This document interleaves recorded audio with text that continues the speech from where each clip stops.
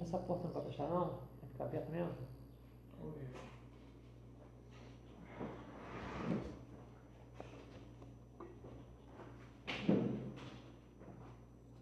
Olá, irmãos, paz do Senhor para todos. Vamos dar início aqui nessa escola, mais um domingo, né? A presença do Senhor. Que alegria saber que Deus nos deu mais um dia de vida sobre a terra, né? Nós estamos muito alegres porque Deus tem cuidado de nós. Tenho certeza que Deus tem cuidado da sua vida, da sua casa, e hoje é um dia para nós alegrarmos no Senhor, porque grandes coisas o Senhor tem feito por nós.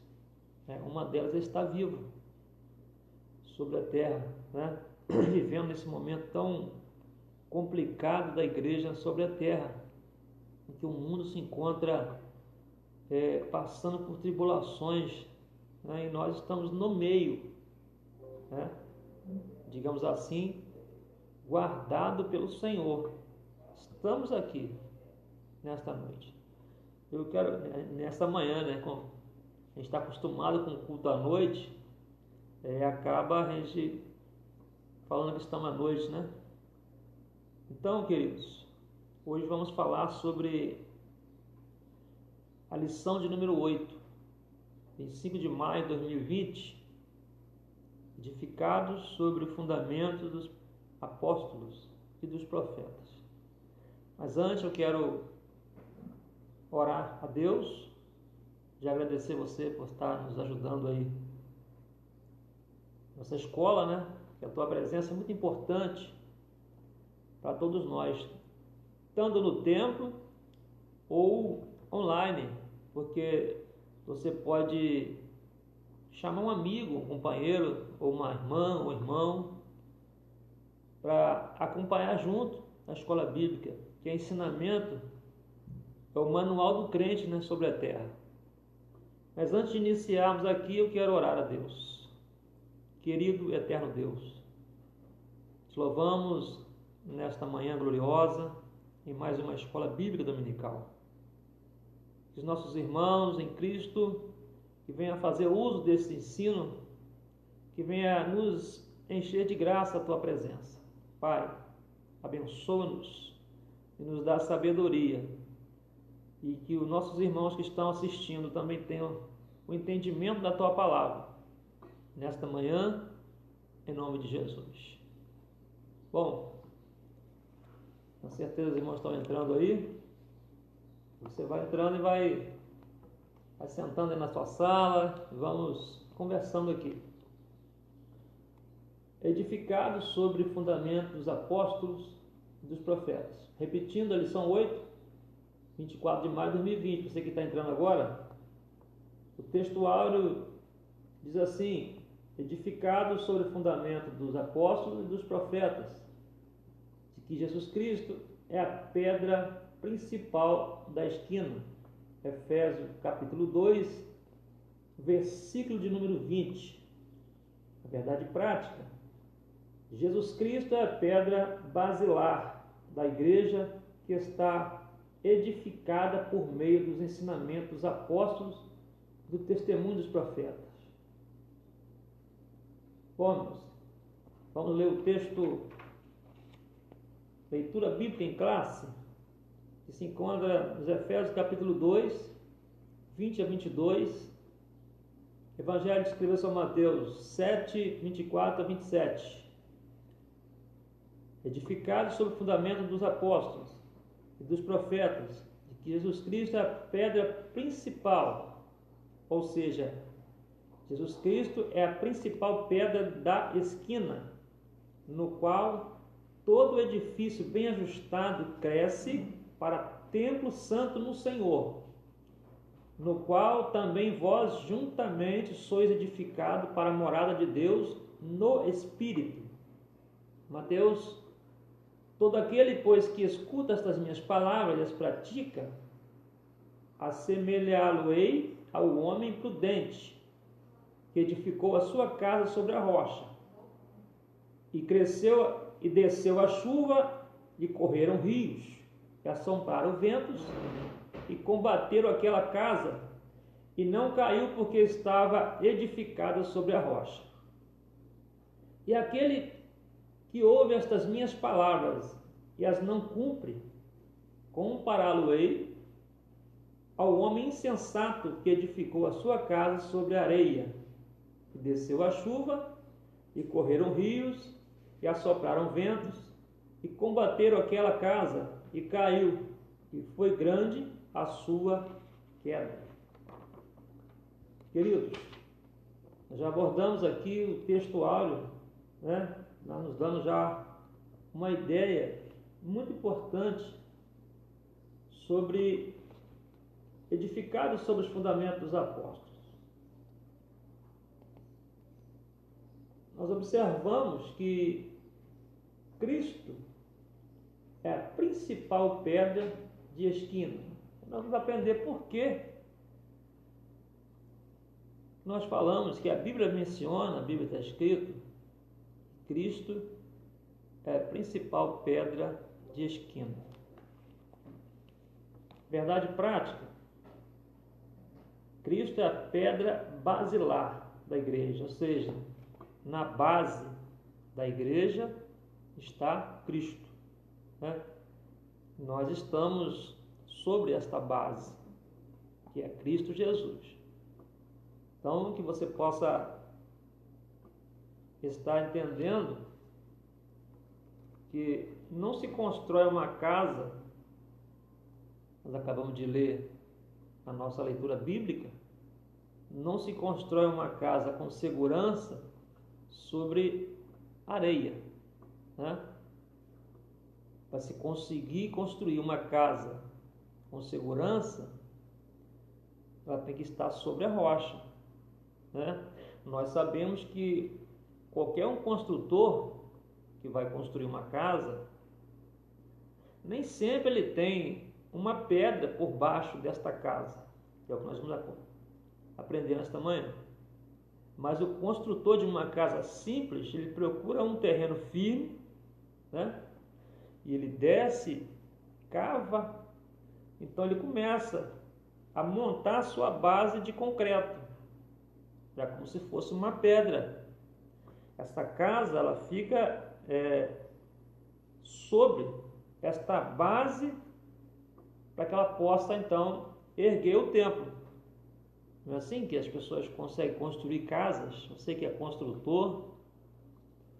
E nós que somos servos do Senhor, para nós conseguir construir esta base espiritual, é o que nós estamos falando aqui, é uma base para ter uma vida pura e íntegra com Deus, com Cristo Jesus, ele tem que estar na base, né?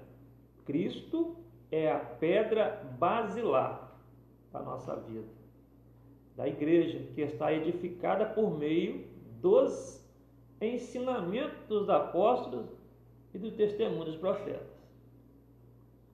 Os apóstolos estão ensinando como é esta base, né, da igreja, esta base que é muito importante para todos nós, que temos a Cristo como Salvador. Então, na introdução, por meio da reconciliação efetivada na cruz, Cristo formou a igreja. Por meio da reconciliação efetivada na cruz, Cristo, ele formou a igreja. O apóstolo Paulo a compara com o edifício em construção. A pedra angular dessa edificação é Cristo. E o fundamento é a doutrina dos apóstolos e o testemunho dos profetas. Assim há o propósito divino de que sejamos o templo santo do Senhor, a morada do Altíssimo. Nesta lição, estudaremos cada um desses aspectos. Vamos aprender de como habitava Deus no Antigo Testamento, e como hoje no Novo Testamento. Né? Um edifício espiritual, tópico 1. Né? O ponto central aqui está me dizendo que Jesus Cristo é a pedra basilar da igreja. Já comentamos isso. Base. É a base. Para crescermos espiritualmente, a nossa base é Cristo. Né? O santuário judeu. O templo em Jerusalém era o símbolo do exclusivismo de Israel como povo de Deus. 1 Reis, primeiro livro dos Reis, capítulo 8, versos 16 a 20. A proibição dos estrangeiros acessarem o templo era um motivo de inimizade entre judeus e gentios. Bom, já foi dito aqui na aula passada, com o nosso professor Tiago, esta divisão, né, traria inimizade mesmo. Porque exclusivismo por quê? Esse templo é exclusivo ao povo de Israel. A proibição dos estrangeiros acessarem o templo era um motivo de inimizade entre os judeus e gentios, que só podia entrar no templo o povo judeu. Então, queridos, observamos que Deus nos deu, né, a alegria de unir povos, né, tanto gentios, tanto judeus. Ao reconciliar ambos os povos, Cristo aboliu as leis cerimoniais. É justamente essas leis que também foi comentada na aula passada, né? Leis cerimoniais. Essa lei era uma lei. A questão do templo, né? Então Jesus Cristo aboliu as leis cerimoniais, desfez a inimizade, né, entre eles e formou uma nova humanidade, ou seja, a igreja, para que todos tenham acesso a Cristo. Assim, o templo judaico perde sua relevância em um novo conceito de santuário é apresentado. Então, Cristo ele chega para mudar a história, né, desse povo, dessas pessoas que outrora não tinha acesso à entrada no templo, não tinha condições nenhuma de entrar no templo. Então, imagina como era os falatórios, né? Essa inimizade que a Bíblia, que a revista está abordando aqui, a inimizade que causava a qualquer pessoa que chegava ali não podia entrar, né? Tinha dificuldade de acessar o templo por conta destas leis cerimoniais. Então Jesus ele desfaz essa inimizade. O santuário cristão. Os que pertencem a Cristo são comparados a um edifício onde Deus habita em espírito. O santuário cristão. Os que pertencem a Cristo são comparados a um edifício onde Deus habita em espírito. O ensino apostólico lembra Salomão quando esse reconheceu que o templo em Jerusalém não poderia conter a Deus. E reafirma a instrução de Estevão em que o Altíssimo não habita em templos feitos por mãos de homens. O próprio Salomão. Desse modo, os crentes judeus ou gentios tornaram-se o templo onde o Espírito de Deus habita, em que eles são pedras vivas em um edifício espiritual. Então hoje nós somos essas pedras vivas sobre a base, né? Digamos que seremos pedrinhas sobre esta base, né? Então, Cristo ele muda a história do ser humano, um novo modelo de acesso, né, à nova vida em Cristo Jesus. Além dele ter padecido na cruz, como nós lemos ali na introdução, que por meio da reconciliação efetivada na cruz, ele forma a igreja. Através do seu sacrifício na cruz do Calvário. É uma pedra, segundo a Bíblia, rejeitada entre os homens. Pedra angular. Sinópio 3. A pedra angular, na arquitetura antiga, a construção de um edifício requeria uma pedra angular. Ela é traduzida como a pedra mais importante ou pedra principal. A revistinha está nos mostrando que ela era posta no canto do prédio para sustentar o alicerce, firmar e unir toda a estrutura e manter as paredes em linha certa. Quantas coisas que Cristo não fez, que Cristo fez para nos unir, né? É por isso que é comparado a esta pedra principal. Bom, na arquitetura antiga, a construção era dessa forma, de um edifício que requeria uma pedra angular. Para que se tenha uma ideia dessa dimensão, a revista nos mostra um monólito. O que é monólito? Que a revista está falando. Monólito é uma pedra de grande proporção. Uma pedra de grande proporção. Monumento ou uma obra construída por um só bloco. E aqui na revista está dizendo que ela com cerca de 12 metros de comprimento. Você imagina uma pedra com grande proporção, né? 12 metros de comprimento. Essa pedra, ela era colocada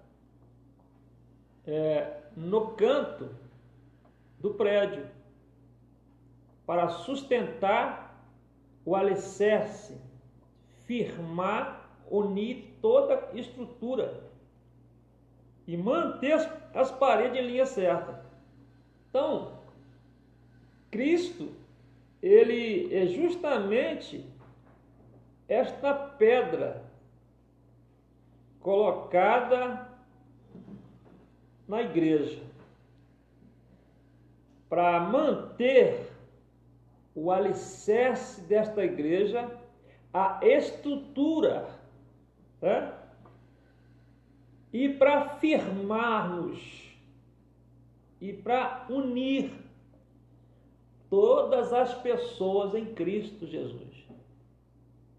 Então nós aprendemos que se essa pedra colocada no canto do prédio, ela era para sustentar. Cristo é a pedra principal para sustentar a igreja. É o que nós estamos aprendendo, né? Para sustentar a igreja. É uma estrutura, né? Para sustentar o alicerce. Para firmar. Para unir, né? Por que unir? Nós acabamos de ver que os povos, eles eram separados, judeus e gentios. Judeus não podiam entrar no templo, porque o templo era exclusivo ao povo de Israel, aos judeus, melhor dizendo. Então, Jesus Cristo chega como esta pedra de esquina, que segundo a Bíblia, justamente para sustentar o alicerce dessa igreja, firmar, para unir toda a estrutura desta igreja. Ou seja, não importa a raça, não importa ser rico, ser pobre, Cristo, ele veio para justamente unir. É essa pedra que ela é colocada em nossas vidas, dentro da igreja, para manter, segundo a revista, em linha certa. Aquele que está em Cristo, ele permanece certo, reto e unidos.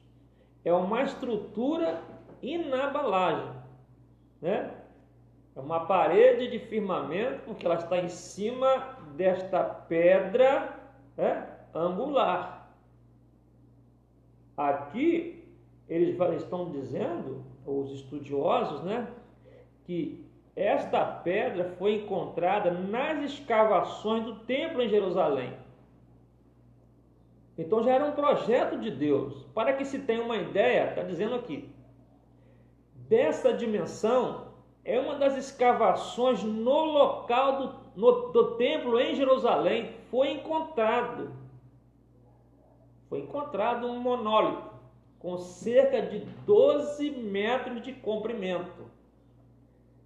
Ou seja, eu já disse e vou repetir, o monólito significa uma pedra de grandes proporções. Aí você tem uma ideia de 12 metros, essa pedra é uma extensão de 12 metros. É um monólito grande, uma coisa extensa, que foi encontrado justamente nas escavações no local do templo de Jerusalém. Então foi posto na construção da arquitetura antiga, eles usavam esta pedra principal, já vou repetir de novo, ela era posta no canto do prédio para sustentar. E sustentava toda a estrutura. E o monólito, com cerca de 12 metros, ele tinha grandes proporções. Assim como Cristo, Não dá para calcular aqui o tamanho desse Cristo que nós servimos. Esta pedra que hoje é Cristo na nossa vida, eu tenho certeza que não dá para medir se é de 12 comprimentos, metros, Não tem como nós conseguir medir a extensão desta pedra que estamos falando, que é Cristo Jesus. Não tem como. Amém? Sinal no 4. Cristo, a pedra principal. A identificação de Cristo como a pedra angular remonta à profecia messiânica, em que a pedra rejeitada tornou-se cabeça de esquina. Por que pedra rejeitada? Nós sabemos que Jesus veio à terra, mas o homem o rejeitou. Então, esta pedra foi rejeitada entre os homens, tornou-se cabeça de esquina. Firmamento. Ele mesmo afirmou ser a cabeça de esquina. Nós aqui aprendemos, estou virando aqui a página, Portanto, a pedra angular deste novo santuário é o próprio Cristo. No Sermão do Monte, aprendemos que o homem prudente edifica sua casa sobre a rocha. Eu já falei sobre isso. né? Estamos construindo uma casa em um local arenoso, aquele que está sem Cristo. Porque se nós atentarmos para a palavra, já que Cristo é a pedra principal, quando nós aceitamos a Cristo, nós estamos sobre essa pedra. Ou seja, não há risco, se permanecermos nele, de nós afundarmos quando vier o vento, quando vier a adversidade, né? Creio que é um momento oportuno de nós comentarmos sobre isso. Vou abrir aqui um parênteses para isso, porque se nós estamos em Cristo, pode vir o vento que for na nossa vida, na sua vida, porque estamos aonde? Em cima desta pedra de que nós estamos aprendendo hoje. Se não temos a Cristo, não temos a pedra. Mas se temos a Cristo, estamos sobre a pedra. Ou seja, esta construção é segura. Então que você possa nessa manhã, se ainda não está sobre esta pedra, você sente que o seu barco está afundando sobre a areia, troca de lugar, aceita Cristo, né? E você vai estar sobre essa pedra, com segurança. Então, querido, vamos aqui para o tópico 2, o fundamento dos apóstolos e dos profetas, os conceitos, né, dos profetas, dos apóstolos. O termo é usado para o enviado, o mensageiro. O apóstolo é centrado na natureza da missão de Cristo, que foi enviado para ser o Salvador do mundo. Os evangelhos, Mateus, Marcos, Lucas, usam o termo quando se refere aos 12 escolhidos por Jesus Cristo. Eles foram testemunhas oculares do ministério, morte e ressurreição de nosso Senhor. Bom, este momento, eu me atei a dizer aqui que essas testemunhas oculares que a revista está abordando, eles foram testemunhas oculares, ou seja, eles estavam juntos no momento em que Jesus deu vista ao cego, no momento em que Jesus curou o paralítico. Eles estavam juntos, eles presenciaram, eles viram isso, né? Testemunhas oculares, eles estavam vendo, né? Eles conseguiram ver a morte, eles conseguiram ver a ressurreição de Cristo, né? Eles conseguiram participar desses momentos, tanto de tristeza para alguns, mas de alegria para outros, ou de alegria para a maioria, né? Porque nós não nos entristecemos com a morte de Cristo na cruz. Eu acredito que boa parte do crente ele se alegra porque ele passa pela morte de cruz para que nós tivéssemos vida, né?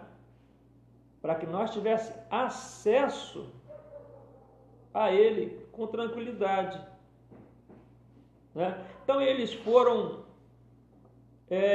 felizes como testemunhas oculares, porque eles estavam presenciando os fatos. Eles estavam juntos, acompanharam a parede, né, que foi derrubada. O nosso professor Tiago comentou na aula passada, com muita propriedade, esta parede que fazia divisão. Eles estiveram lá, eles acompanharam, né? esse acesso que temos hoje. Que maravilha!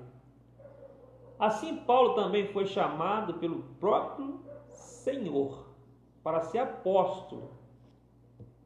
Aos apóstolos foi confiado o ministério da palavra, o compromisso de instruir a igreja. Né? O próprio Cristo, né? Ele separa. Assim, Paulo também foi chamado pelo próprio Senhor para ser apóstolo. Foi confiado o ministério da palavra com o compromisso de instruir a igreja. Nesse aspecto, os apóstolos são aqueles que foram comissionados por Cristo para a igreja primitiva. E a mensagem de Cristo, o fundamento. Né? Na verdade, o fundamento dos apóstolos não são os apóstolos. O fundamento são os que eles, é a doutrina que eles ensinam através de Cristo. Esse é o fundamento. E qual é o fundamento dos apóstolos? É a palavra de Jesus, né? E os profetas, que falam, né? Sendo usados por Jesus. Então, o fundamento dos apóstolos, eles foram apenas uma ferramenta. Né? O que eles passam para a igreja é que é justamente esse fundamento, que são as doutrinas, né? A doutrina dos apóstolos, embora não possa desassociar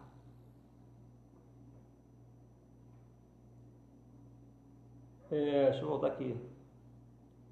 Embora não se possa desassociar das pessoas o ofício que ocupavam, o que constitui o fundamento da igreja, não são apóstolos, né? Eu acabei de falar, em si, mas a doutrina que eles ensinavam.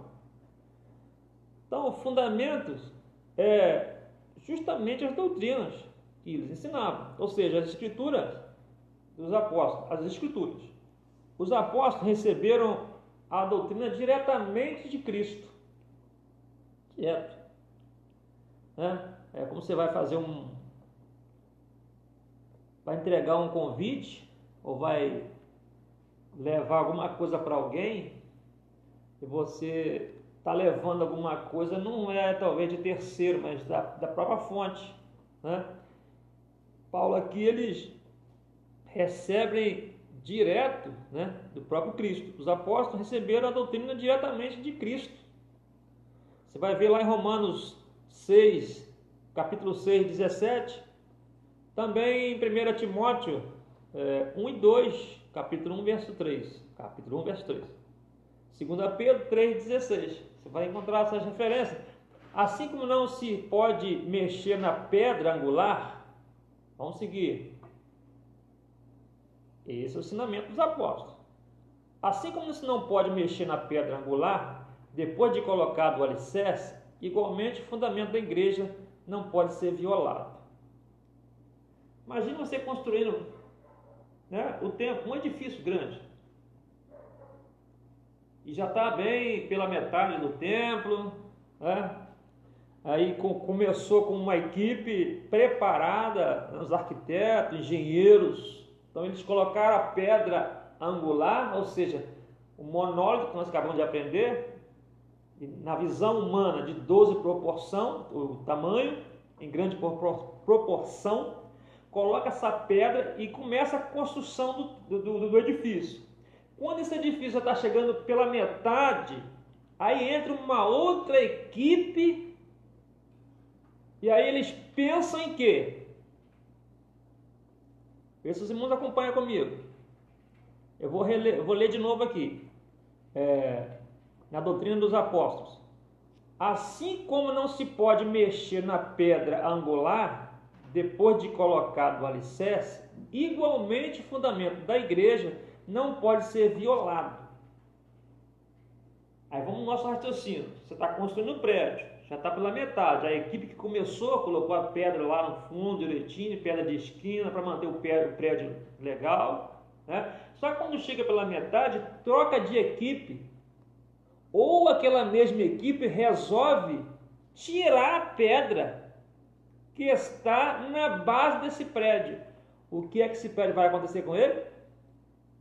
Ele vai cair, vai tombar, vai ficar sem estrutura para continuar subindo, né?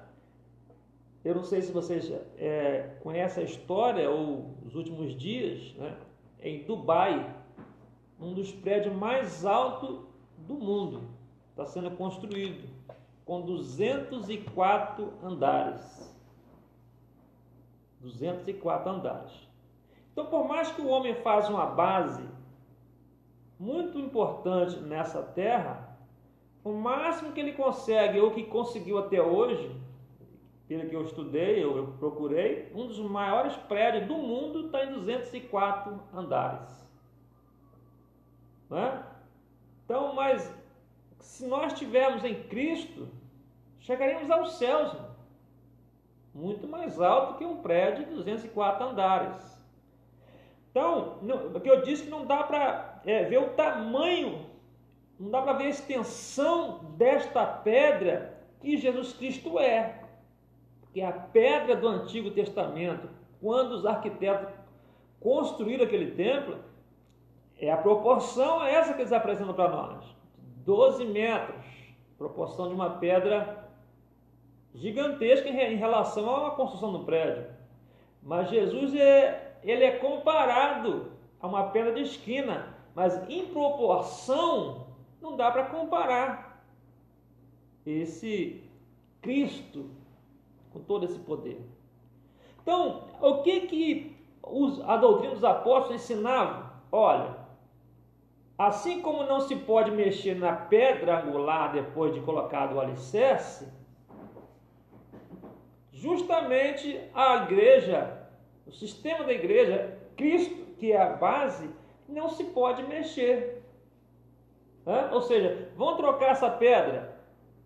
O edifício você pode tirar uma pedra, tombar ele, colocar um outro sistema e levantar, pode não ficar seguro.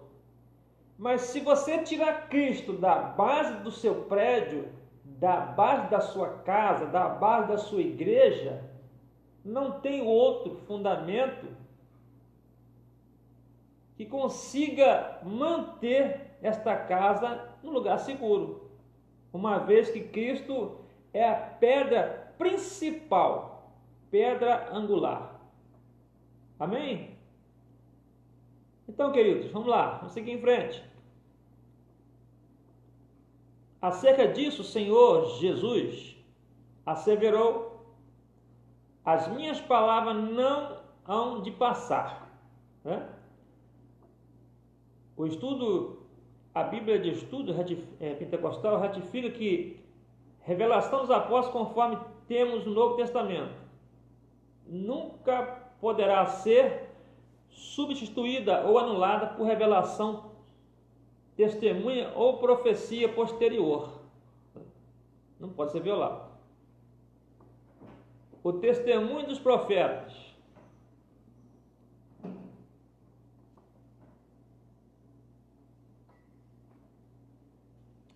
eu quero adiantar aqui um pouquinho nossa escola, né, para nós ganharmos tempo aqui. Vamos falar no tópico 3, edificados para a morada de Deus. Para nós, estamos chegando no finalzinho aqui, para não ficar muito longo essa transmissão, né? Vamos lá. Edificados para a morada de Deus. Edifício bem ajustado. Expressão: todo edifício bem ajustado cresce. Indica um processo contínuo de desenvolvimento dos crentes, assim como todas as partes do edifício precisam estar harmônicas. É o que eu acabei de falar com os irmãos, né? Um prédio, para ele estar uma estrutura segura, ele precisa estar bem ajustado, né? Tudo o processo que é para ser, com todas as seguranças. para que esse prédio permaneça de pé, porque tem países aí que tem muitos terremotos, né? O nosso país não tem tantos terremotos assim, vento forte, né? De tsunami. Imagine, você constrói um prédio e de qualquer maneira, né? Você está construindo um prédio de qualquer maneira. Não tem pedra, não tem segurança, não tem a base. E de repente, no país que vivemos, não tem terremotos, né? Pelo menos assim, não temos relato de grandes terremotos no nosso Brasil. Mas vai que tem um terremoto, um vento muito forte, e você construiu a sua casa numa base de areia e não estava justificado, não estava ali preparado para tudo isso. Então, o edifício bem ajustado, que nós estamos aprendendo aqui agora, no tópico 3, edificado para a morada de Deus. Edifício bem ajustado, a expressão todo edifício bem ajustado cresce, indica um processo contínuo de desenvolvimento dos crentes, assim como todas as partes do edifício precisam estar harmônicas. O crescimento da igreja também depende de tudo ser bem ajustado a Cristo, né? Nessa caminhada, o salvo comporta-se como filho obediente, passa a evidenciar o fruto do Espírito. Se nós estamos crescendo, se nós estamos bem ajustados, se nós estamos em harmonia, se você está em harmonia com seus irmãos, consegue expressar alegria, então você está firmado, você está sendo edificado para a morada de Deus, né? Deus, no Antigo Testamento, as pessoas cultuavam no templo, porque tinha um lugar específico para encontrar Deus. Mas hoje, com a morte de Cristo na cruz, essa divisão, esse acesso abriu para mim e para você ser edificado, bem ajustado à expressão que a revista nos dá. Para se ter um prédio longo, é preciso de uma segurança desde o início. Então, irmãos, quando nós aceitamos a Cristo, que nós estamos sob esta pedra, nós vamos subindo gradativamente em direção ao céu.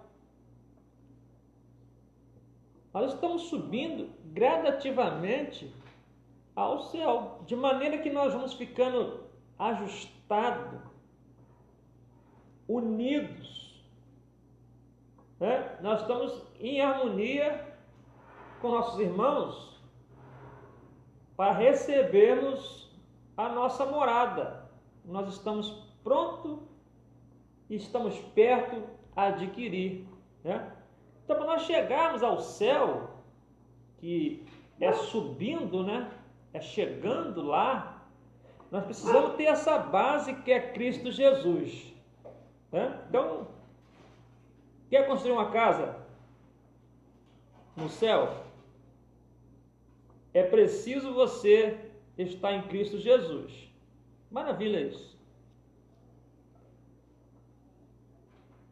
Templo santo no Senhor. A palavra aqui usada para o templo é vocábulo naon, que designa o recinto interior do lugar santíssimo, ou seja, o lugar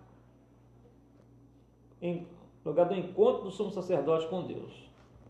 Todavia, a analogia paulina não se refere a uma estrutura material, mas sim o crente que se tornou templo santo, separado do pecado, pertence a Cristo, passa a viver em santidade. Ou seja, o nosso interior, a nossa vida, o nosso corpo, ele é o templo do Espírito Santo, uma vez que aceitamos Jesus como Salvador. Como resultado ao desfrutar da comunhão divina, o crente recebe livre acesso à presença do Pai. Precisamos ir ao templo hoje para nós congregarmos com nossos irmãos, adorarmos a Deus junto, mas após você aceitar Cristo como Salvador, foi que nós fizemos isso outrora, quando eu levanto a minha mão, eu recebo o livre acesso à presença do Pai. Poxa, tornando-se assim morada de Deus no Espírito. Quando aceitamos a Jesus, temos o acesso livre. Que maravilha, Jesus. Quer ter o acesso livre para falar com o Pai? Hoje nós temos acesso livre. Você pode falar com Deus no ônibus, você pode falar com Deus no seu trabalho, você pode falar com Deus andando na rua, você pode falar com Deus no avião, no mar, você pode cavar um buraco na terra, entrar lá e falar com Deus, se você está em Cristo. Veja bem, porque quando nós aceitamos a Cristo, nós recebemos uma senha de acesso, né? A revista não está falando sobre isso, mas recebe o livre acesso. Eu estou falando que nós recebemos também uma senha de acesso à presença do Pai, tornando-se assim morada. Então, a senha está no levantar a sua mão. Eu aceito a Cristo como Salvador. A partir daí, você pode falar com Ele a qualquer momento. A qualquer momento. Que maravilha! E para encerrar, morada do Altíssimo. No Antigo Testamento, a expressão morada de Deus fazia alusão ao tabernáculo, depois ao templo israelita. Indicava um lugar de habitação permanente e de comunhão íntima. Tinha um lugar preparado no tabernáculo, um lugar preparado para você. No Antigo Testamento, a expressão morada de Deus fazia alusão ao tabernáculo, depois ao templo israelita. Indicava o lugar de habitação permanente. Ora, hoje Deus habita dentro de você, dentro do teu coração. Basta você dizer um sim para Deus e você passa a ser morada de Deus. Quer ser morada de Deus? Abre o teu coração. Meu amigo, minha irmã, esta manhã, abre a tua vida. Deus com certeza vai abençoar o teu coração. Indicava lugar de habitação permanente, de comunhão íntima. Como já vimos, o crente tornou-se templo santo no Senhor. Isso indica que Deus habita em nós por meio de seu Espírito, e que tal afirmação ratifica o ensino apostólico de que Deus não habita em templos feitos por mãos de homens. Não precisa você ir lá para a igreja está aberto, falar que Deus está lá. Deus vai estar lá porque você vai estar lá quando você aceita Cristo. Deus vai estar lá porque você vai estar lá, porque você é o templo do Espírito Santo. Você é o templo do Espírito Santo. Então é importante isso, muito importante você entender isso. O templo, precisamos dele para nós unirmos os nossos irmãos e adorarmos a Deus. Mas a morada de Deus é você. É por isso que é preciso cuidar da morada do Senhor. Isso indica que Deus habita em nós por meio de seu Espírito, e que tal afirmação ratifica o ensino apostólico de que Deus não habita em templos feitos por mãos de homens. Ele reside individualmente dentro de cada cristão. Né? Nós temos uma igreja com 200 membros adorando a Deus ao mesmo tempo. Ele está dentro de cada um. Que privilégio temos com isso. Não é, irmãos? Que privilégio. Que privilégio. Mas para isso, eu quero voltar aqui, para isso, teve um sacrifício. Alguém morreu na cruz do Calvário para nos tornarmos participantes desta dádiva, desse presente. Esse alguém é Jesus Cristo. Ele derrubou a parede que impedia a nossa conversa, o acesso com Deus. Ele reside individualmente dentro de cada um, bem como no corpo inteiro de crentes. Presta atenção, isso é importante relatar aqui. Eu vou aqui fechar já, estou fechando, mais alguns minutos eu termino. Ele reside individualmente dentro de cada cristão, bem como no corpo inteiro de crente. Ele não vai habitar só dentro do seu corpo, tá? Eu quero informar os irmãos que todo o seu corpo, uma vez que você levanta a mão para Jesus, ele pertence a Deus. Ele é morada no interior, ele escolheu onde habitar o Espírito Santo, mas a ponta do seu dedo, a ponta dos seus pés, os seus cabelos, o seu rosto, o seu corpo exterior também é importante para Deus. Então, querido, eu vou cuidar só do interior porque ele mora dentro, né? Mas o coração feliz formoseia o rosto. Então, se Deus está dentro de você, é certo que o lado de fora vai estar florescendo. Qualquer pessoa que encontrar com você pela rua vai entender. Lembra de Moisés, quando desce do monte? Todo mundo olhou para Moisés e diz assim, o aspecto de Moisés parece que ele encontrou com o Altíssimo. Olha, faça isso. A igreja formada por judeus e gentios, estou fechando aqui, corpo inteiro, está dizendo aqui é isso, tá? Só que eu trouxe a ideia dessa forma de nós entendermos que o corpo do crente é todo de Deus, né? Mas a revista diz, ele reside individualmente dentro de cada um cristão, bem como no corpo inteiro de crentes, ou seja, a igreja é formada por judeus e gentios. Esse é o fechamento da palavra. Ou seja, todo que aceita Cristo receberão esta graça em nome de Jesus. Concluindo, a comparação da igreja como edifício em construção indica que estamos em processo de aperfeiçoamento, até que todos cheguemos à unidade da fé. A pedra angular, que é o próprio Cristo, não pode ser substituída. A doutrina dos apóstolos e os testemunhos dos profetas não podem ser revogados. Então, o que os profetas falaram e o que os apóstolos pregaram, não pode tirar. Esta pedra que é Cristo, você nunca pode tirá-la da sua vida.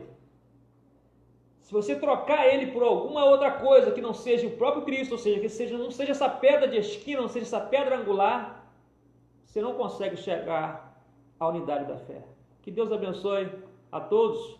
Eu ainda quero aqui mandar um abraço aqui, né? Alguns irmãos que está conosco, acompanhando a nossa escola, né? Heloísa Santos, Deus abençoe sua vida. O Márcio Sobrinho, meu querido irmão, Deus abençoe tua casa, que alegria. Heraldo Miranda, meu amigo, irmão. Natália Moura também está conosco. Irmã Sônia, Deus abençoe, irmã Sônia. Continue firme aí na escola bíblica dominical. Importante. Irmã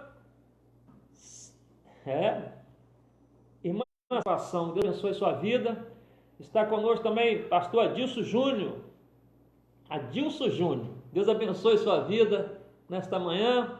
Abraço meu pastor Cláudio, sua família, todos que estão aí assistindo, os nossos irmãos da congregação, pastor Isaac, mais uma vez, abençoe aí essa congregação, dê um abraço a todos aí, em nome de Jesus, que o domingo seja de alegria aos corações e que no próximo domingo estaremos aí com outros professores falando das maravilhas de Deus. Que Deus abençoe, em nome de Jesus.